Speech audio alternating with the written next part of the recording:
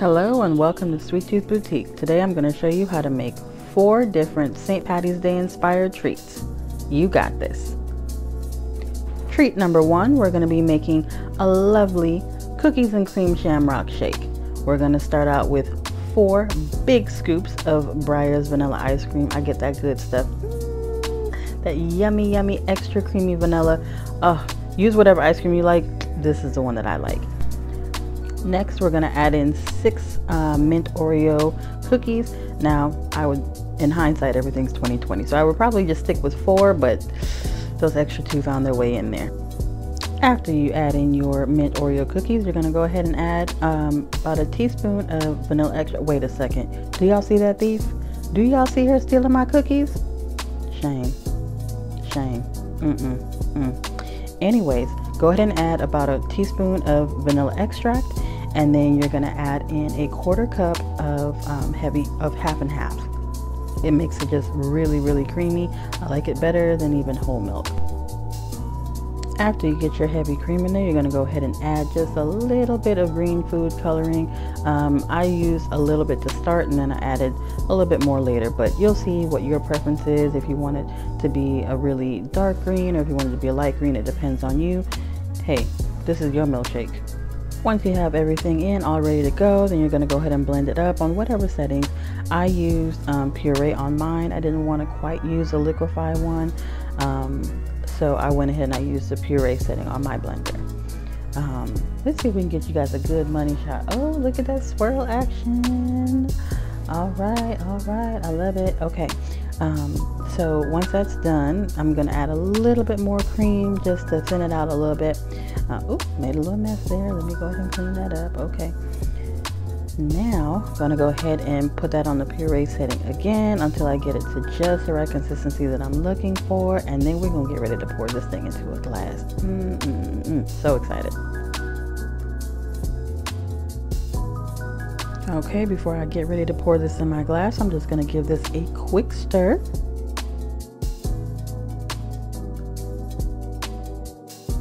That looks good, that looks good. All right, let's get ready to pour it out. Let's take a moment of silence for this slow pour, y'all. Just, yummy. Look at it. Oh, look at the yummy. Oh, Lord, look at the yummy goodness. I know y'all want to try this. Y'all should definitely try this. All right, now we got to dress her up because we can't just leave her regular like that. So let's go ahead and dress it up. Hold on now, not yet. We got to put the whipped cream. All right, let's go. Hit the whipped cream, and then we can go ahead and put a cherry on top. Y'all got to try this. It's really delicious. I wouldn't lie to you. Perfect. Excuse me a moment while I taste test this thing. Yep, I confirm it's good. Okay, on to treat number 2. We're making rainbow trifles. I'm just going to take about 6 cups of my vanilla cake batter. You can use whatever cake batter or recipe is best for you. I use my homemade vanilla cake batter, and I'm just going to dye that in 5 different colors. I used orange, green, blue, yellow, and pink. I could have done red, but I love pink. That's my favorite color, so we're doing pink today. So the look we're trying to achieve here is like a rainbow marbling on this cake. Okay, so that's why we're using so many different colors. But first, we got to make sure this cake don't stick to this pan. So we're going to use some cake goop. Well, that's what I'm calling it. It's cake goop. Okay, so basically it is equal parts of vegetable shortening and flour, and then I put a little bit of oil to thin it out and give it like a nice creamy consistency, and then I just go ahead and brush that in the pan. You can use this, and I'm telling you, nothing sticks. Like, it is my favorite thing as a baker. All right, so I'm just going to put little dollops in different colors. There is no rhyme or reason how I do it. I gotta tell y'all though, I try not to create a pattern, but sometimes I just can't help myself. So you go ahead and you do whatever makes you feel comfortable. Again, like I always say, there is no right or wrong way to do these things. Well, I mean, you could burn it if you cook it too long, but that's beside the point. But what I'm saying is there is no right or wrong way to get this pattern, to achieve this look. You know, just go ahead and put it wherever you want. I just put little dollops all over the place. And then I thought about, oh, I want purple. But then I said, you know what? If I put the blue next to the pink, then I will get purple. So there you go. All right, make sure we're using our color science. Okay, so we're just gonna go ahead and put little dollops all over the place, and I'm going to take a toothpick and I'm just going to run those colors together, just, you know, all over the place, just, you know, no rhyme or reason, like I said, until we get that marbling effect. Okay, I'm going to go ahead and do this in 2 layers because I still got batter left over, and we don't waste no batter. Okay, so make sure you get everything done, and then we're ready to go in the oven. Once the cake is baked and fully cooled, I just go ahead and I cut it up into like 1-inch squares, because that's going to help me get into these little pots easier. I bought these pots at the Dollar Tree. They're little cauldrons. Word to the wise, you can also use these for Halloween time, so I always pick up a little extra. I can use it for St. Patty's Day, and then I can also use them for Halloween. So there's a tip there. Alright, so I'm just basically stuffing these little cake squares down in there. I put a little bit of buttercream, and then I stuck another cake square on top. So, honey, I am really trying to pack these things in there because I like more cake than buttercream. So, you know, fill them up as much as you can. We don't want to skimp on it because this is like our version of a St. Patrick's Day cupcake. Okay, so go ahead and just put your little pieces on top, and then you'll see that we'll go ahead and put more buttercream on top, and then you'll see what we do with those sour belts. I also got those from the Dollar Tree, as well as those gold coins. The marshmallows I got from Walmart or Publix, you know, find mini marshmallows anywhere. But you go ahead and put a little dollop of buttercream on top. This is in like a mint green color. You can do white, you can do blue, whatever you prefer. Okay, so my sour belts are like little rainbows. They were a little too long, so I did cut them down a little bit.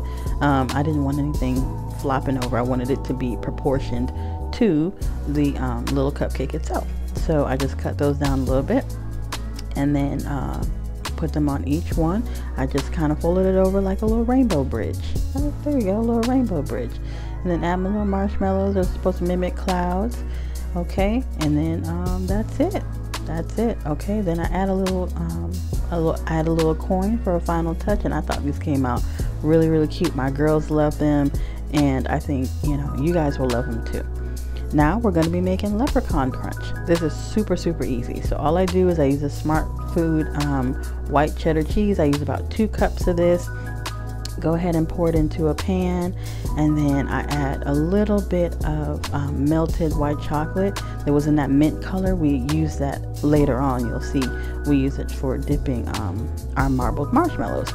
So I go ahead and I drizzle a little bit of that on there after I add in the cinnamon toast crunch, just a little bit. I don't want too much chocolate on it. I don't want it to be very, very heavy, so I just give it a very, very light drizzle. Okay, we just want like a little sweet and savory, salty vibe going on, but we don't want it to be like extremely sweet, because we're also going to add in M&Ms. Okay, so let's not kill it with the chocolate. But again, it's yours, it's your world. Live your best life.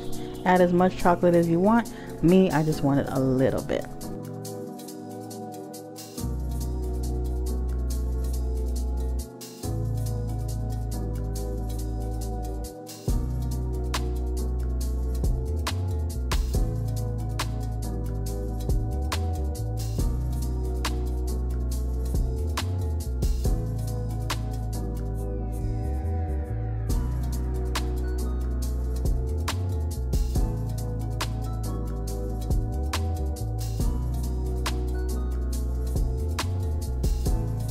Once your chocolate has dried, you can go ahead and pack these in little bags, or you can put them in little cups like I did.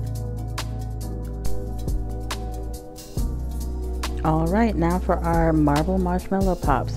So I just fill up this cup. It's about 6 ounces or so, give or take a little bit. So I go ahead and I melt that down. Make sure you are melting in like 15 to 30 second intervals, because you don't want to burn your chocolate. But just in case you do, here's a tip. You can use a little bit of Crisco or vegetable oil to thin it out, and that sometimes can help you revive it. So if you think it's dead and it's burned, there is a way back from it. Okay. All right, so now we're just going to take these regular size marshmallows. These are not the mini ones, these are regular size marshmallows, and I'm just going to insert a little toothpick into them because we're making little pops. We're making marshmallow pops, right? So we need to insert our little stick. I'm shaping them as I go along because some of them, you know, are a little wonky, a little lean to them, so I'm just trying to fix them as best as I can before I go ahead and dip them in our chocolate. I'm going to take a little bit of that white chocolate and separate into another cup and dye it a mint green, or you can do dark green. For this one, I really didn't want to use that much food coloring since everything else has food coloring, so I just went ahead and left it a lighter green. You want to make sure that it's well mixed. I'm going to go ahead and pour that in a piping bag, and I'm going to show you how we do that marble effect. Okay. Now I did end up cutting a little too big of a tip-on line, so I didn't have those very thin lines that I really wanted. It came out a little thicker, as you can see there, but I mean, it still came out pretty good. But just be careful with it when you're doing it. Cut like a really thin tip, you know, a thin hole at the tip, so that you can have a more defined marble effect. Okay. After your marshmallows have chilled in the fridge for about 10 minutes, you can go ahead and take them out and package them up.